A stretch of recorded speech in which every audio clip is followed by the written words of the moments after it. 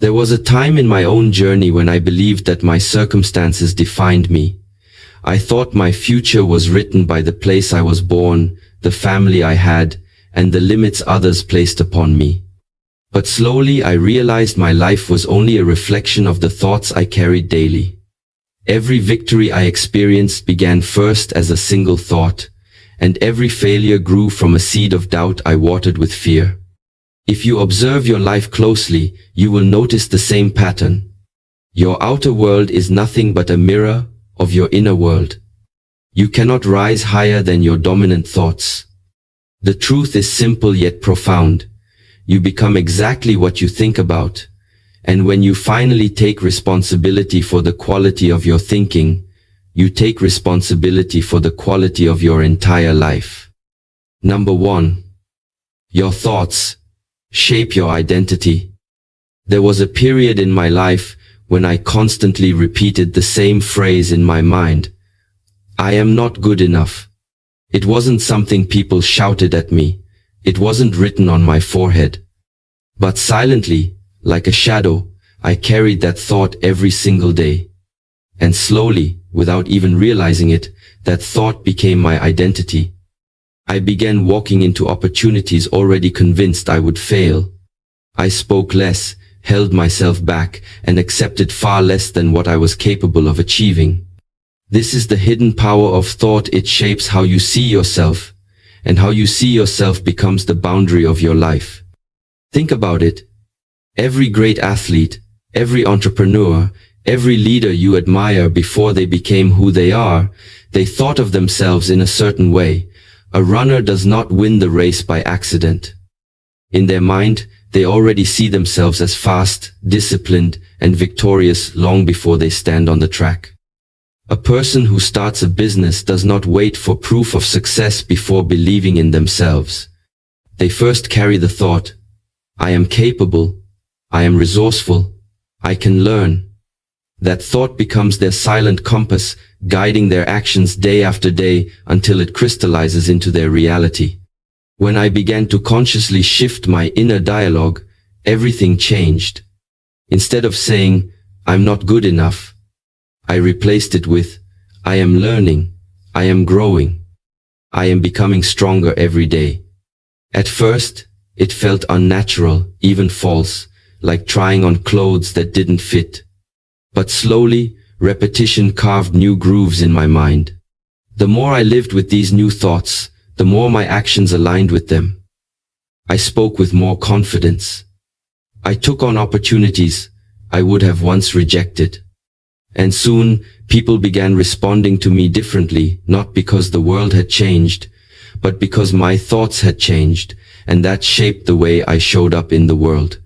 Your identity is not fixed, it is fluid, and it bends to the direction of your thoughts. If you repeatedly think you are weak, that identity will dominate your actions.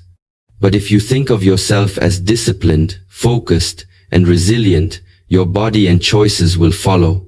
This is why so many people remain stuck. They try to change their life from the outside, without realizing that nothing can truly shift until the inside shifts first. Identity is built thought by thought, day by day, in silence. So I ask you, what do you call yourself in the private moments no one hears? Because those silent words carry more power than any label given by society. If you think of yourself as broken, you will act broken. If you think of yourself as strong, you will rise stronger than your challenges. The good news is, you are not trapped by yesterday's identity. You can choose, right now, to plant new thoughts, and in time, they will grow into a new you. Number 2.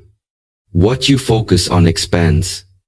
There was a time when I constantly focused on what was missing in my life. I thought about the opportunities I did not have, the resources I lacked, the mistakes I had made in the past. And the more I focused on these things, the heavier my life became. My energy dropped, my motivation weakened, and my world seemed smaller and smaller. It was as if life itself was confirming my negative focus by multiplying the very struggles I was trying to escape. That's when I realized a simple but life-altering truth.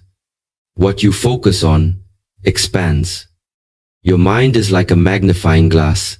Whatever you direct it toward grows larger in your awareness. If you focus on fear, fear multiplies. If you focus on problems, you'll see them everywhere. But if you focus on solutions, doors begin to open. I remember one phase of my life where everything seemed uncertain: career, finances, even relationships. I spent weeks obsessing over what could go wrong. And sure enough, every day brought more stress, more anxiety, more proof that life was against me. Then one morning, exhausted from my own negativity, I decided to shift my focus. Instead of asking, "Why is this happening to me?" I began to ask, "What can I learn from this? What is one step I can take today?" That single shift of focus didn't change my situation overnight, but it changed my energy immediately. I felt lighter, more in control. And slowly, opportunities began to appear, opportunities that had been invisible before, because my focus was locked on what was missing. Think of it this way. When you buy a new car, suddenly you start seeing that same car everywhere on the road. Did the number of cars magically multiply overnight? Number. They were always there, but your focus made them visible. Life works the same way. What you look for, you find more of. If you focus on gratitude, you'll begin to notice blessings you once overlooked: the smile of a stranger, the warmth of the sun, the quiet strength in your own heart. If you focus on failure, you'll see nothing but evidence of why you cannot succeed. Both realities exist side by side. The question is, which one will you water with your attention? One of the most practical changes I made was keeping a focus journal. Every night, instead of writing what went wrong, I wrote down 3 things that went right. At first, it felt difficult. My mind wanted to return to problems. But with time, my brain started scanning the day differently, searching for moments of growth, progress, or joy. And the more I noticed them, the more they appeared. My energy changed, my conversations changed, and slowly, my entire life followed. So understand this: your focus is a form of prayer. Whatever you consistently give your mental energy to, you invite more of into your life. Focus on fear, and you will see reasons to be afraid. Focus on courage, and you will find strength you didn't know you had. Focus on lack, and you will live in scarcity. Focus on abundance, and you will uncover opportunities hidden in plain sight. Life is not just happening to you, it is responding to the focus you bring. Number 3. The law of dominant thought. There is a law that silently governs your life, whether you are aware of it or not. The law of dominant thought. It means that your life does not bend to occasional passing ideas, but to the thoughts you carry most often, the ones that take root and dominate your inner world. A single dominant belief can either empower you to greatness or confine you in limitation. And the truth is, most people are not even aware of what their dominant thought really is. They wake up, go through the motions, and wonder why their life feels stuck, not realizing that the patterns of their life are simply the reflection of the patterns of their mind. I remember a time when my dominant thought was scarcity. I believed that there was never enough money, never enough opportunities, never enough time. Because that thought was so strong, it colored everything I saw. When someone else succeeded, I felt threatened because my dominant belief told me that their gain meant my loss. Even in moments of blessing, I could not fully enjoy them because my mind whispered, "It won't last." That dominant thought of scarcity drained me of gratitude, creativity, and courage. And because it was my inner reality, it soon became my outer reality too. I lived with constant stress and small results. Then came a turning point. I read a simple line that changed me.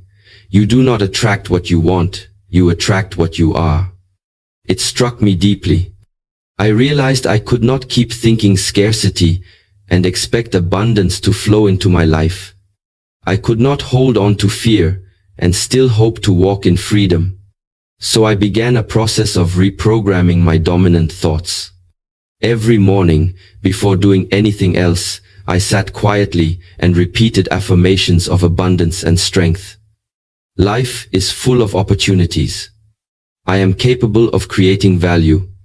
There is more than enough for me and others.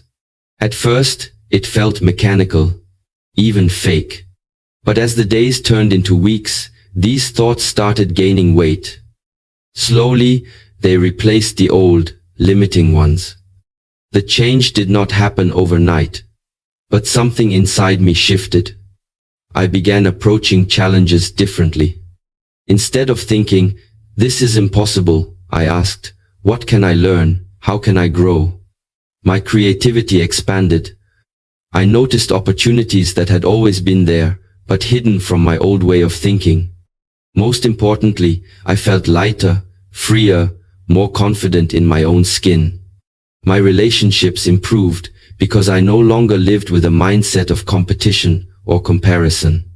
My dominant thought was no longer scarcity, it was growth, and my life began to mirror that growth. Think of your dominant thought like the climate of your mind. A seed planted in the desert cannot grow, no matter how strong it is. In the same way, a dream planted in a mind dominated by fear or self-doubt will wither. But when your dominant thoughts are of courage, discipline, and faith, your dreams will flourish. Your outer life will always adjust to match the climate of your inner world. One practical way to discover your dominant thought is to observe your language. What do you say most often? Do you speak words of limitation? I can't. I don't have. It's too late? Or do you speak words of possibility? I can learn. I can try. I can grow. Your language is a mirror of your dominant thoughts, and changing one begins with changing the other. Another practice I adopted was mindfulness. I started noticing my recurring thoughts throughout the day, and I asked myself, is this thought serving me or enslaving me? If it was not aligned with the identity I wanted, I replaced it. Over time, this discipline shifted my dominant patterns. So remember this truth. It is not the scattered thoughts that shape your destiny, but the ones you hold on to the most, the ones you allow to dominate your inner world. If your dominant thought is defeat, you will live in defeat. But if your dominant thought is victory, growth, and resilience, then step by step, your life will begin to rise to meet it. Number 4. Replace self-doubt with self-belief. Self-doubt is one of the most silent yet destructive forces in a human life. It does not always scream loudly, but it whispers constantly, stealing courage before you even take the first step. I know this intimately because for many years, self-doubt was my constant companion. Before I spoke in public, my mind whispered, "You will embarrass yourself." Before I tried something new, I heard, "You are not ready, not capable." Even when I had small successes, self-doubt quickly reminded me, "It was just luck, you cannot repeat it." And the more I entertained these thoughts, the more they grew into my identity. I became a prisoner inside my own mind. But here is the truth. Self-doubt is not reality, it is just a thought. And thoughts, no matter how loud or convincing, can be replaced. This was not an easy lesson to learn. There was no magic switch. It was a daily decision to question the lies and replace them with truths. I remember one specific moment that marked the beginning of my transformation. I was given the opportunity to lead a project, something I had secretly wished for. Yet the very moment I received it, my heart sank. My mind shouted, "You're not the right person, others are smarter, stronger, better than you." That night I could not sleep, wrestling with fear. But then I asked myself one question that shifted everything. What if I succeed? What if I am capable, but my doubt is lying to me? That simple question opened a door. For the first time, I allowed the possibility of self-belief to enter. Instead of repeating, "I can't," I whispered, "Maybe I can." And that tiny crack of light was enough to take the first step. I worked with focus, I asked for guidance, and slowly, the project came to life. The day it was completed successfully, I realized something profound. The greatest obstacle had never been the work itself, it was my self-doubt. Once I replaced it with even a small measure of belief, everything else became possible. Replacing self-doubt with self-belief is like strengthening a muscle. You cannot do it once and expect permanent change. It requires daily training.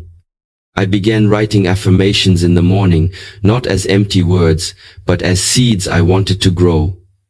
I am capable. I am worthy. I can learn. I can grow. At first, these words felt strange. They did not match the identity I carried. But over time, through repetition, my mind began to accept them. Slowly, my inner dialogue transformed. Where once I would say, "I'm not ready," I began saying, "I may not know everything, but I can learn." That shift in thought created a shift in action. I started saying yes to opportunities I once avoided. I began stepping into rooms I once felt unworthy of. And each small victory fed my self-belief, until doubt no longer held the same power. I also learned that the people you surround yourself with play a powerful role in either feeding your doubt or strengthening your belief. In my own journey, I intentionally sought mentors and friends who spoke words of encouragement, who saw potential in me when I could not see it in myself. Their belief acted as a mirror, reflecting back a stronger version of me until I could carry it on my own. This is why environment matters, because if you live in a space where doubt is constantly spoken, it will drown your inner voice. But if you live in an environment of belief, it will water the seeds of your confidence. Practical action also played a big role. Every time I completed a task I once doubted I could do, I wrote it down. I created a journal of victories, no matter how small. Over time, when self-doubt returned, and it always tries to return, I had a written record of proof, evidence that I had faced challenges before and succeeded. This became a shield against the lies of doubt, reminding me that belief was not just a fantasy, but a reality I had lived. So understand this. Self-doubt may never disappear completely, but it does not have to dominate your life. Each time you choose to replace it with self-belief, you reclaim power. Each time you take one step forward despite the voice of fear, your identity shifts. You are no longer the person who doubts, you are the person who dares. And as your belief grows stronger, the world begins to respond. Opportunities open, people trust you more, and most importantly, you begin to trust yourself. In the end, your greatest victories will not come from a life without fear or doubt. They will come from learning to silence the lies and strengthen the truth. Replace self-doubt with self-belief, and you will discover that the limits you once saw were never real, they were only thoughts. And thoughts, when replaced, can transform not just your mind but your entire destiny. Number 5. Imagination creates reality. One of the greatest gifts we carry as human beings is the power of imagination. It is the ability to see something in our minds before it exists in the physical world. Every great invention, every building, every song, every business, every achievement you see around you was first created in someone's imagination. The airplane was imagined before it was built. The light bulb was imagined before it was lit. Even your own future is being imagined right now, whether consciously or unconsciously. This is why the saying is true. Imagination creates reality. I remember a season of my life when everything around me felt ordinary, almost stagnant. I went to the same places, did the same work, spoke to the same people. I felt trapped in routine, but the deeper truth was this. My imagination had grown small. I only saw life as it was, never as it could be. And because my mind could not see beyond my circumstances never changed. It was only when I began to intentionally imagine a better version of myself and my future that my reality slowly started to shift. I started seeing myself speaking with confidence, living with discipline, creating work that inspired others. At first, these were only pictures in my head. But the more I imagined them, the more natural they began to feel. Eventually, my actions aligned with my vision, and little by little, those inner pictures became my lived reality. Imagination is not about fantasy or daydreaming. It is about rehearsing your future in the mind until it feels so real that you cannot help but walk toward it. I once read about Olympic athletes who, before competing, spend hours visualizing themselves, performing their routines perfectly. They close their eyes and imagine every movement, every detail, every breath. Interestingly, brain scans revealed that the same areas of the brain are activated during visualization as during the actual performance. In other words, the brain cannot distinguish between vividly imagined experiences and reality. This means when you imagine success, you are already training your mind and body to experience it. In my own life, I used this principle when I faced the fear of public speaking. For years, the thought of standing before an audience terrified me. My hands would shake, my heart would race, and I would often avoid opportunities. But then I began practicing visualization. Every morning, I closed my eyes and imagined myself standing calmly on a stage, breathing deeply, speaking clearly, and connecting with people's hearts. At first, it felt strange. But with repetition, my mind accepted it as truth. So, when the real opportunity came, my body responded as if it had already lived the moment many times before. What once felt impossible slowly became natural. That is the quiet power of imagination. But imagination can work both ways. If you constantly imagine failure, rejection, or loss, you are preparing yourself for those outcomes.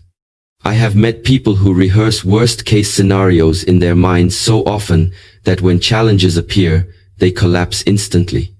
Their imagination has already drained them of strength. This is why it is so important to guard the images you create within. Ask yourself, do I spend more time imagining fear or imagining courage? Do I see myself as broken or as whole? Do I imagine defeat or victory?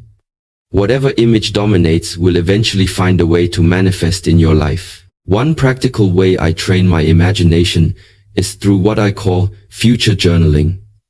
Instead of writing about what I currently see, I write about the future I want as if it already exists. I write sentences like, I am living with discipline. I am strong and healthy. My work is inspiring others. My days are filled with gratitude and peace. At first, the gap between what I wrote and what I lived felt wide. But over time, my actions began to align with my words, because my imagination was pulling me toward a new identity. Understand this. Your current reality may reflect your past imagination, but your future reality will reflect your current imagination. The pictures you choose to hold in your mind today are the seeds of tomorrow's experiences. That means you are never trapped, no matter how heavy life feels right now. You can close your eyes and begin painting a new vision at any moment. So dare to imagine boldly. See yourself stronger than you feel, more disciplined than you currently are, more at peace than your circumstances suggest. Let your imagination become the rehearsal ground of your greatness. And remember, Life will always rise to the level of the images you hold most vividly inside. When you master your imagination, you master the blueprint of your reality. Number 6. Every success begins as a thought seed. Every great achievement you see in the world today, whether a skyscraper piercing the sky, a masterpiece of music touching hearts, or a life transformed from nothing into greatness, began as something almost invisible, a single thought seed. Before the building was constructed, someone imagined its shape. Before the song was sung, someone heard its melody in the silence of their own heart. Before a struggling person rose to strength, they carried in their mind the thought, I can change. That small, fragile seed of thought is the starting point of every success story.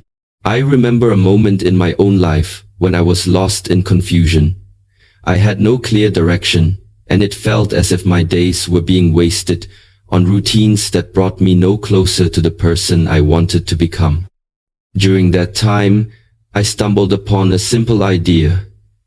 A man is nothing but the product of his thoughts. That line struck me deeply. For the first time, I realized that maybe I did not need all the answers right away. Maybe I only needed one seed thought to hold on to. I chose one. I can grow stronger every day. At the time, it felt small, almost meaningless. But I planted it in my mind, watered it daily with repetition, and guarded it when doubt tried to steal it. Over months, that single thought changed the direction of my life. It became the seed that grew into discipline, clarity, and courage. The danger is that most people underestimate the power of small thoughts. They wait for something massive, dramatic, or life-shaking to happen before they believe change is possible.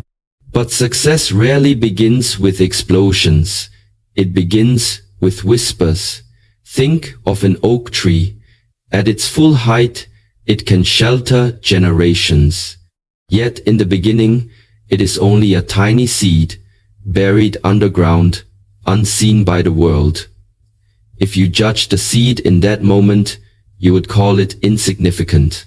But hidden within that seed is the blueprint of greatness. The same is true of your life. The thoughts you hold today may seem small, but within them is the potential to change your entire destiny. In my journey, I have seen both sides of this truth. I have seen people who planted seeds of fear, doubt, and negativity every day. Slowly, those seeds grew into a life of regret and limitation.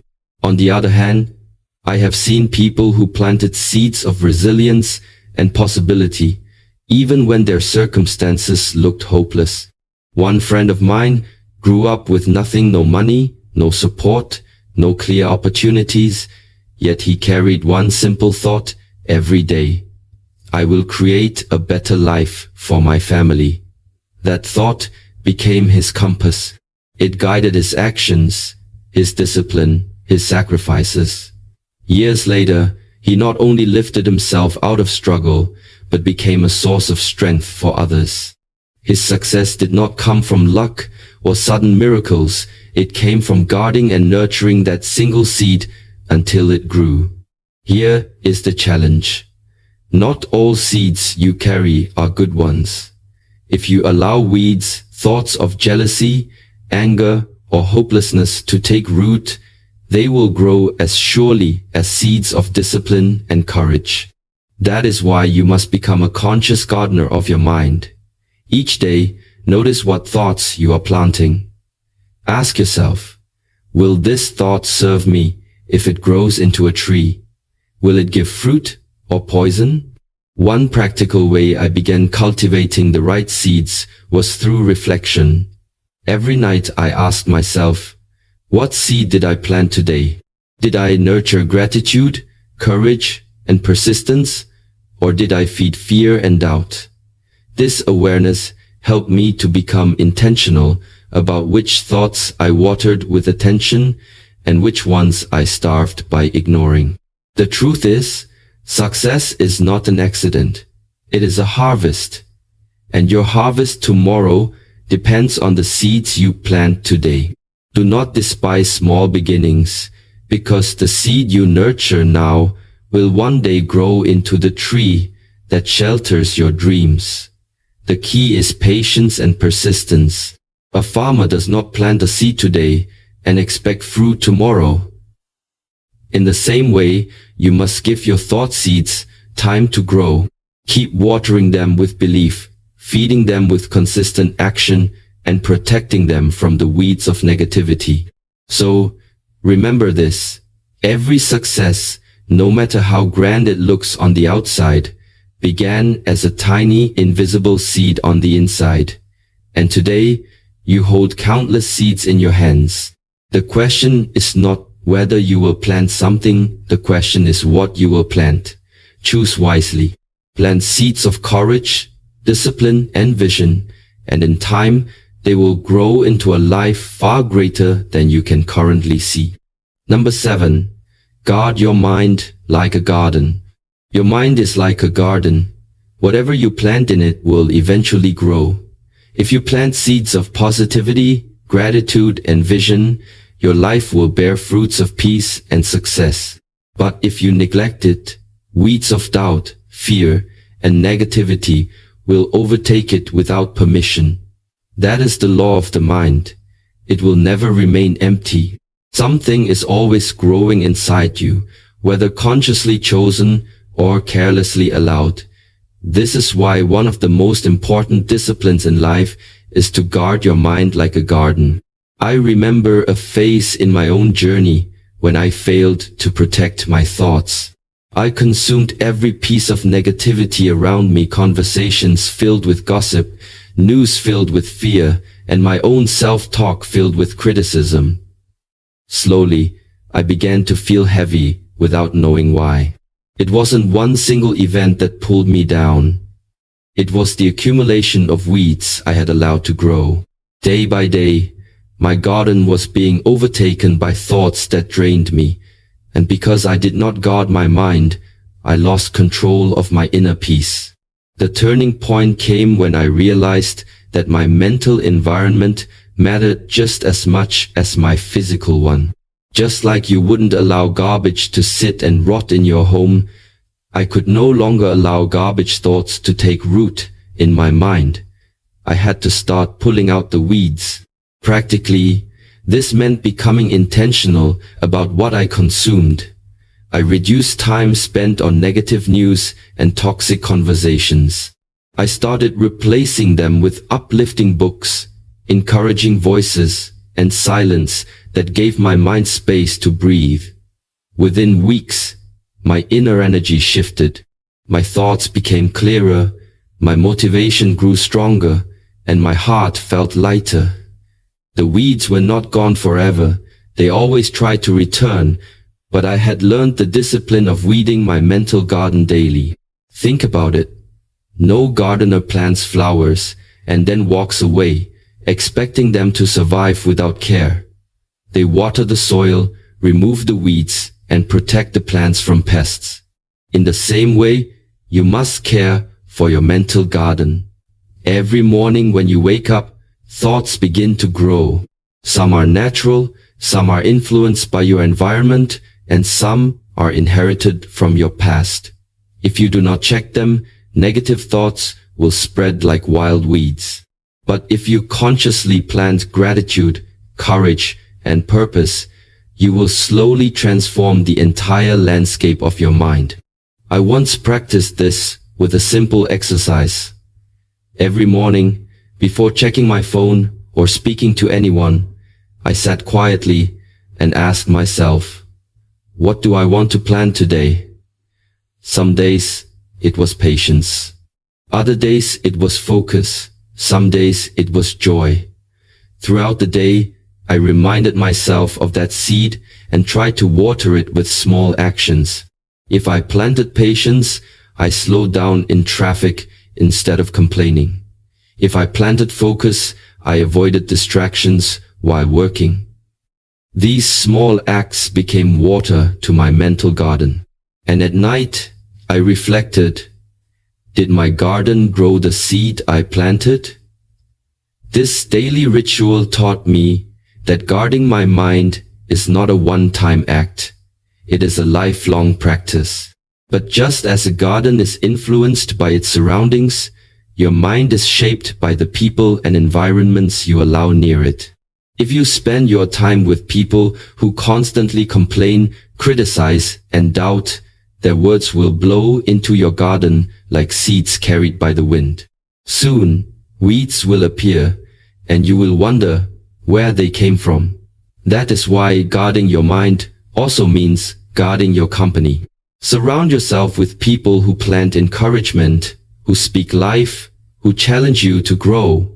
Their seeds will strengthen your own garden. Understand this truth. Your life will never rise higher than the garden of your mind. If your inner world is overgrown with weeds, your outer world will reflect it in chaos and struggle.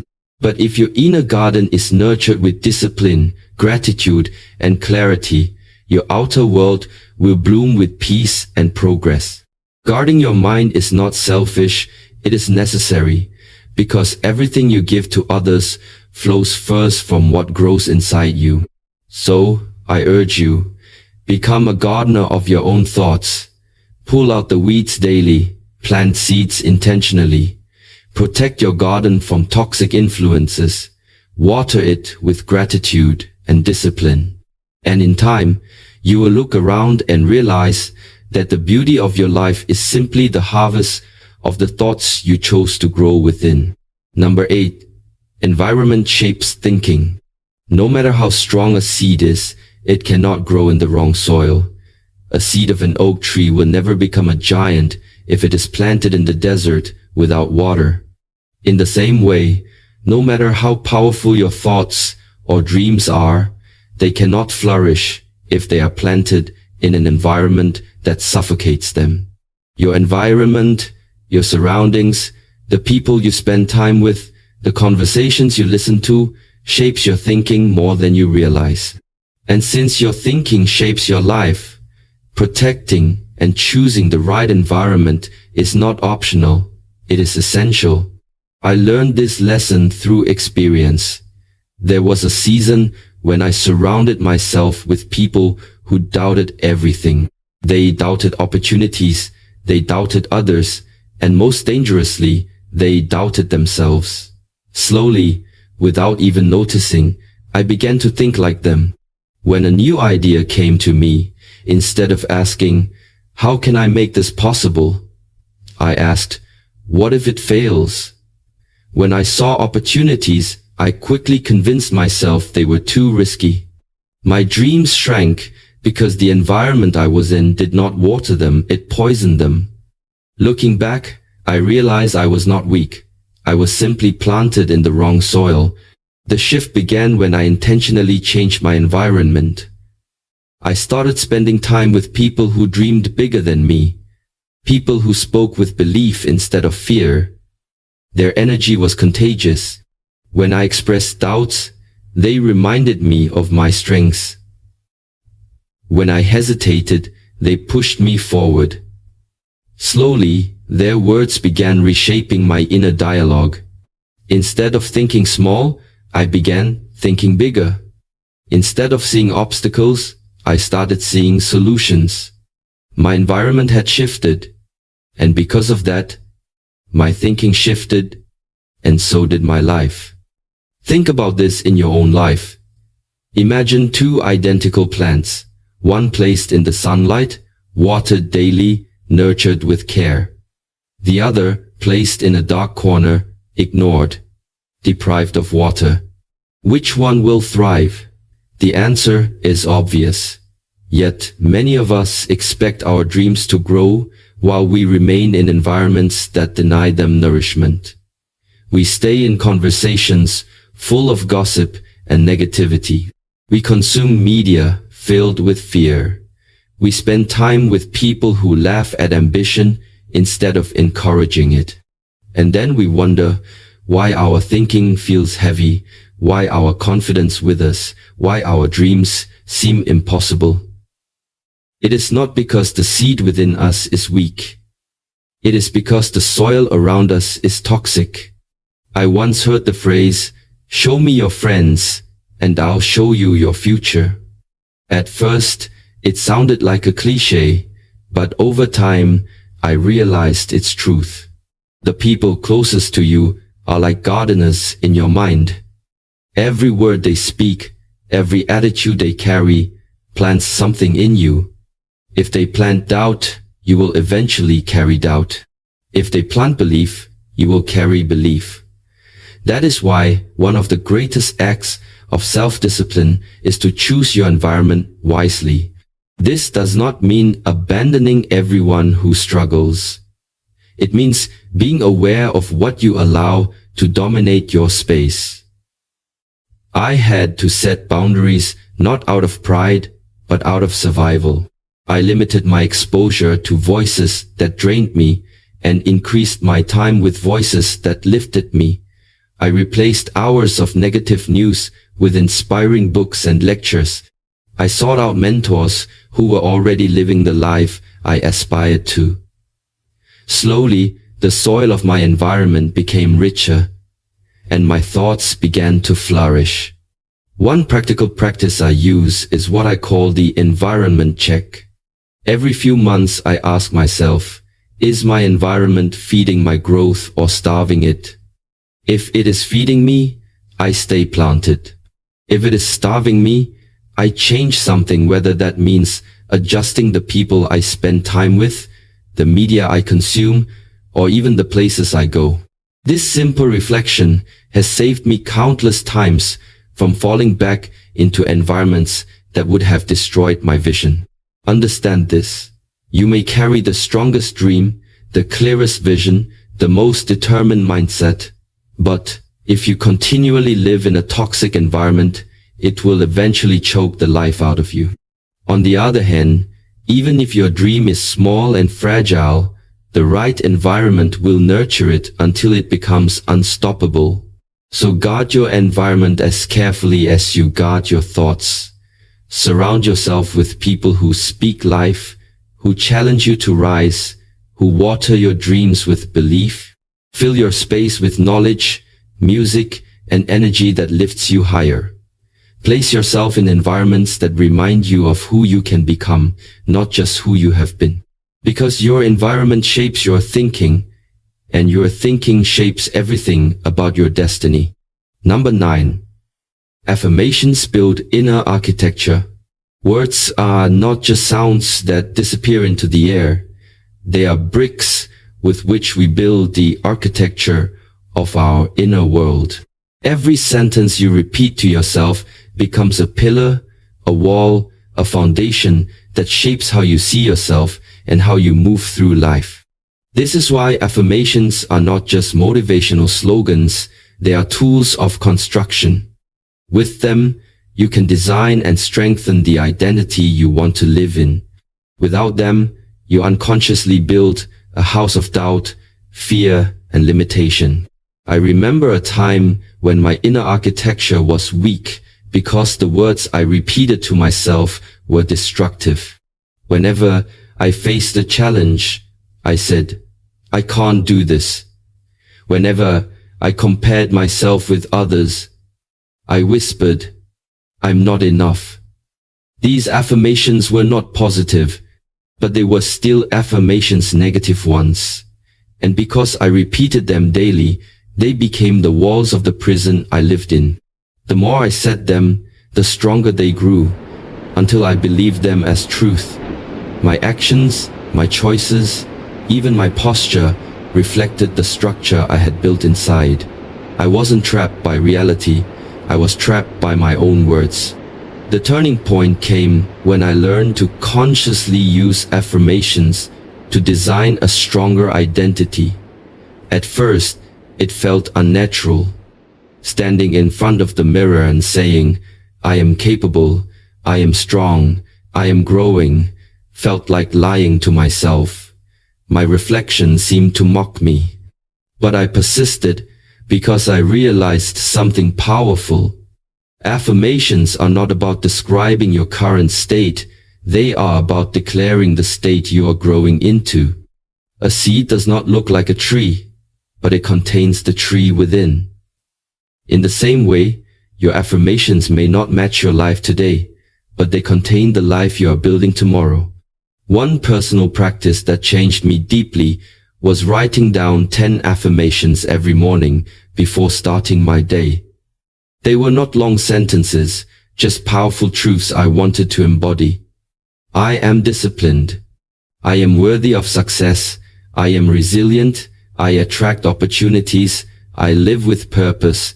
Reading them out loud gave them weight, like laying bricks one by one into the structure of my inner self. Over weeks and months, something shifted. My self-talk began to align with my affirmations.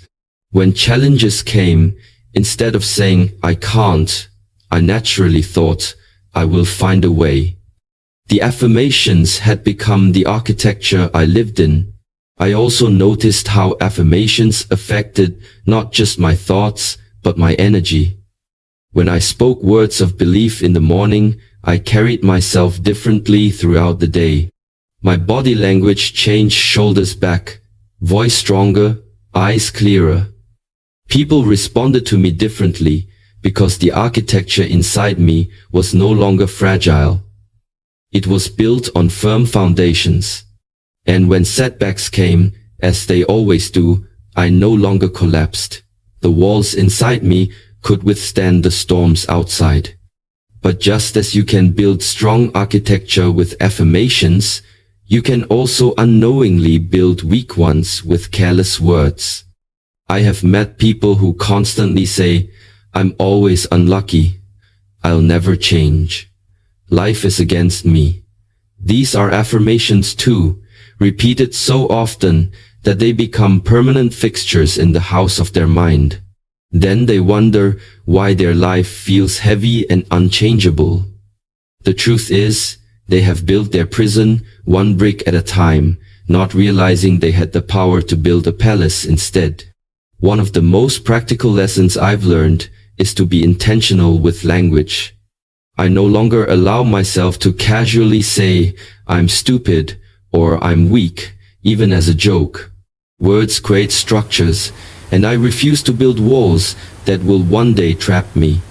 Instead, I choose words that build, words that remind me of my strength and potential. This is not arrogance, it is alignment. So understand this. Affirmations are not empty words, they are blueprints. Each time you speak them, you are laying bricks in the architecture of your identity. If you want strength, speak strength. If you want discipline, speak discipline. If you want peace, speak peace. Your future self will live inside the house you are building right now with your words. Make sure it is a structure that can shelter your dreams and withstand your storms. Number 10. Thought plus emotion equals power. A thought by itself is like a spark. It has potential, but it can fade away in seconds if not fueled. Emotion is the oxygen that turns that spark into a fire. When you combine thought with emotion, you unleash a force so powerful that it can move you into action, shape your destiny, and create lasting change. Thoughts are the blueprint, but emotion is the energy that brings the blueprint to life. Without emotion, your thoughts remain cold ideas. With emotion, they become living forces.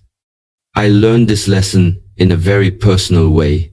There was a time when I kept writing down my goals on paper, yet I felt stuck. Every year, I wrote the same resolutions: get healthier, become more disciplined, improve financially. But after weeks, the energy would die and my goals remained words. The problem was not the thought. I had clear thoughts. The problem was that I had not attached enough emotion to them. They were ideas on paper, not burning desires in my heart. It wasn't until I connected those thoughts with deep feelings that change finally happened. One moment stands out.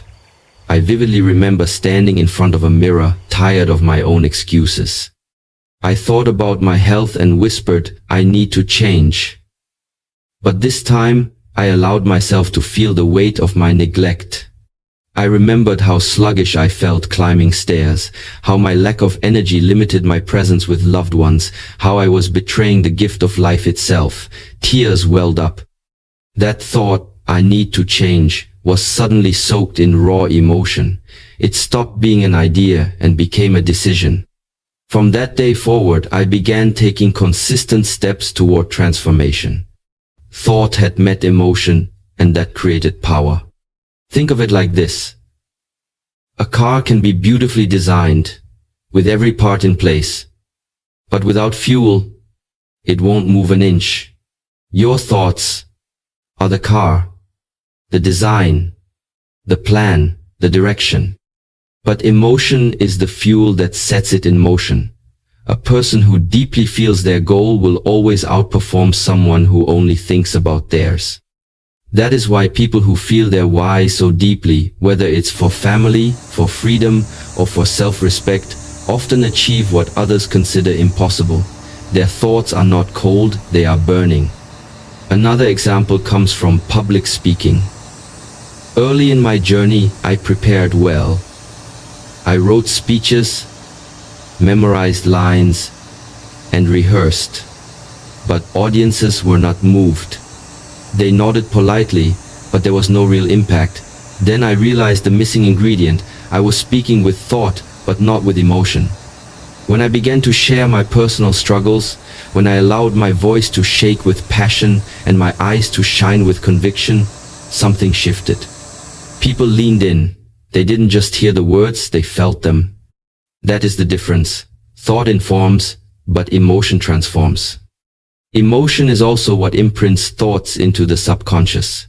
Science confirms that we remember emotionally charged moments far more vividly than ordinary ones. You remember the day you felt deep joy or deep pain more than a random Tuesday of routine. This means if you want your thoughts to shape you deeply, you must tie them to strong emotions. Don't just say, "I want success."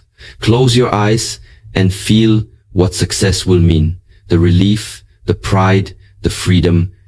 Don't just say, "I want health." Imagine the energy flowing through you, the confidence of movement, the gift of vitality. By feeling it now, you activate the power to create it. But there is also a warning here. If you attach strong negative emotions to negative thoughts, you create destructive power. When fear attaches to a thought, it paralyzes. When anger attaches to a thought, it blinds. When doubt attaches to a thought, it suffocates possibility. I have seen people destroy themselves not because of weak thoughts, but because of strong negative emotions fueling those thoughts. This is why mastering both your mind and your heart is critical. In my own practice, I've built a daily ritual to harness this principle. Every morning, I take a few minutes to visualize my goals. But I don't just think about them logically, I feel them. I breathe as if I am already living that reality. I let gratitude flood me for the life I am creating. By the time I open my eyes, my thoughts are no longer empty. They are charged with emotion, alive with energy. And that state carries me into my day with power. Understand this truth. Thought creates direction, but emotion provides propulsion. A thought without emotion is like a map with no vehicle. You know where to go, but you cannot get there. A thought with emotion is like a rocket. It doesn't just point to the destination, it takes you there with unstoppable force. If you want transformation, don't just think about it, feel it with every fiber of your being. When thought and emotion unite, you become a force that no obstacle can resist. Number 11. Repetition rewires the mind. Repetition is the silent architect of your destiny. What you repeat, you reinforce. What you reinforce, you become. Every action, every habit, every belief you hold today was once just a single thought or behavior that you repeated until it carved itself into the fabric of your identity. This is the quiet but undeniable law of life. Repetition rewires the mind. Whether you are aware of it or not, you are programming yourself every single day. The only question is, are you repeating what serves you or what sabotages you? I can trace this lesson back to a time when I felt stuck in patterns I didn't want. I used to wake up each morning and reach for my phone immediately, scrolling through news or social media. I told myself it was harmless, just a way to start the day. But over time, I realized I was programming my mind with distraction, with comparison, with noise. And without even noticing, it became a ritual. My mornings lost clarity, my focus weakened, and my energy slipped away before I even began the day. That is the power of repetition working against you. It shapes you slowly, invisibly, until one day you wake up and wonder why you feel trapped. But repetition can also be the most powerful ally if you use it consciously. When I decided to change that habit, I replaced my phone with a notebook. Every morning, instead of scrolling, I wrote down 3 intentions for the day. At first, it felt unnatural. My hand wanted to reach for the phone, but I forced myself to repeat this new behavior. Day after day, page after page, the repetition began to rewire me. After weeks, it no longer felt forced. It became automatic, and with it, my mornings took on a new energy. My focus sharpened, my productivity grew, and I felt aligned with my goals. This transformation was not dramatic or overnight. It was built one repetition at a time. Think about how we all learn to walk. As infants, we fell hundreds of times before taking even a few steps. But through repetition, those shaky steps became steady, and steady steps became running. The same principle applies to every skill, every transformation. I remember when I first tried meditation. My mind resisted, it wandered, shouted, refused to be still. But I stayed with it 5 minutes today, 10 minutes tomorrow, 15 the next week. The repetition didn't just train my focus, it rewired my entire nervous system. Over months, I noticed myself calmer, more centered, less reactive in difficult situations. What once felt impossible became natural, all because of repetition. Repetition works because the brain is malleable. Neuroscience calls this neuroplasticity, the brain's ability to reorganize itself by forming new connections. When you repeat a thought or behavior, neurons fire together, and the more they fire together, the stronger that connection becomes.